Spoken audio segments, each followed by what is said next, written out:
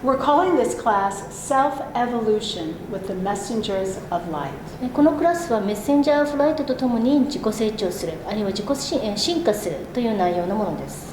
And each one of you out there are aware that there is tremendous shifts, that there are tremendous shifts in the consciousness of our planet right now.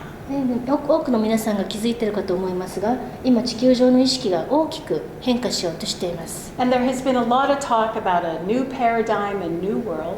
新しいパラダイム、新しい世界について多くの人が話しています。But too many individuals still think that that new world is somewhere out there. しかし、あまりにも多くの人が新しい世界はどこか外にあるもの、遠くにあるものだと思い込んでいます。But the truth is, it's right here, right now. しかし実は新しい世界はたった今ここにあるんです。But we have difficulty perceiving it because of our observing and measuring devices.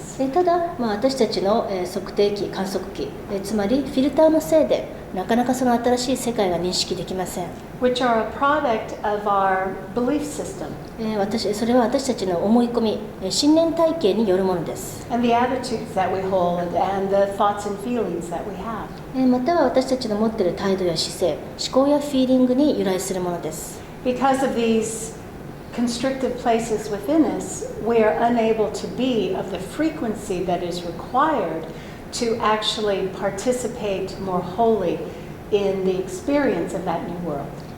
こうして自分の中に制約があるためになかなか全面的に新しい世界に参加できないんですね。波動的な意味で参加できていないんです。So along with Luma and the Messengers of Light, we're going to focus on some very integrative light healing work for each individual who attends. なので今回のセミナーでは私とメッセンジャーフライトとともに参加者を統合するための光のヒーリングワークを行いたいと思います。We're going to look at what your human life blueprint is and how to engage more of a spiritual blueprint for self.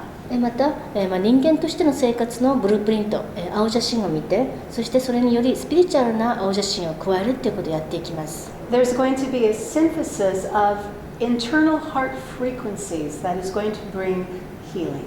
また、内なる、そのハートのヒーリングの波動を統合して取り入れていきます。それによって癒しが起きます。We're going to work with healing your imagination so that it becomes a living, vibrant, alive imagination.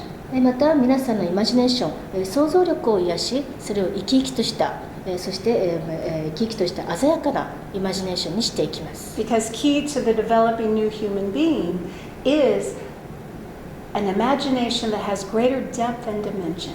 というのはこれから新しい人類が生まれようとしていますが、その新しい人間にはより深みと奥行きのあるイマジネーションが必要です。Because out of that imagination, new dreams and visions that have never ever been thought of can be birthed. その新しいイマジネーションの中から今まで誰も思いつかなかった新しい夢やビジョンが生まれるんです。